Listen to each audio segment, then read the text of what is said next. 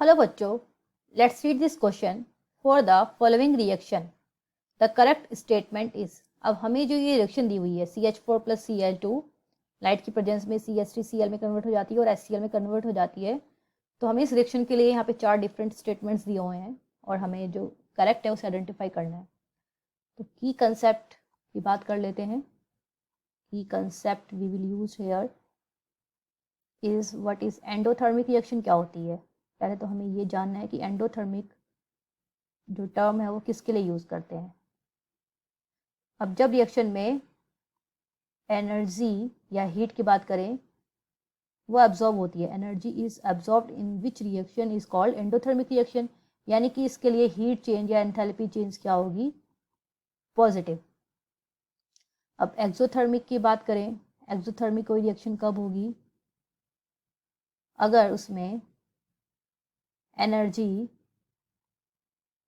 Release कर दी है, अगर रिएक्शन में एनर्जी निकल रही है सिस्टम से बाहर, तो उसे हम बोल देंगे एक्सोथर्मिक रिएक्शन है। तो इसके लिए एंथैल्पी चेंज या हीट चेंज क्या हो जाएगी, नेगेटिव में।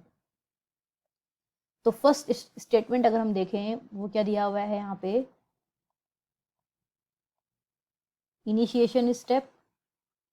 अब इनिशिएशन स्टेप में क्या हो रहा है, क्या होगा, मीन्स ये Cl2 है, रिएक्शन में दिया हुआ Cl2, उसका होमोलिटिक क्लीवेज होगा। अगर Cl2 को हम ऐसे भी लिख सकते हैं Cl, single bond Cl।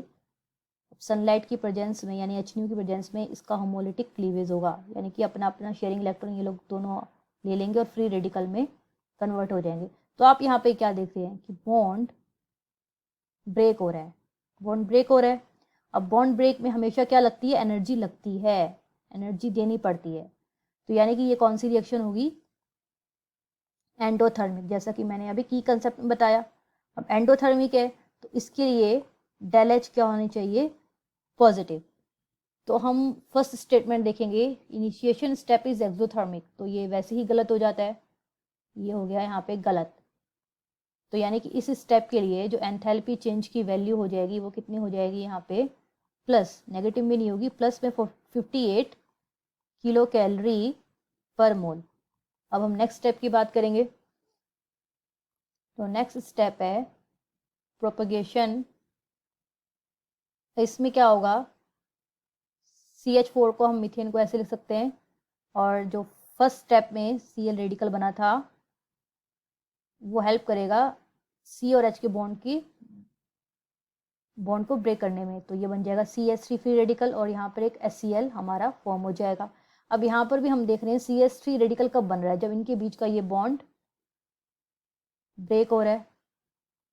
Bond break हो रहा है, दैट मीन्स एनर्जी हमें फिर से देनी पड़ेगी, एनर्जी देनी पड़ेगी। तो ये कौन सी रिएक्शन हो गई, एंडोथर्मिक रिएक्शन।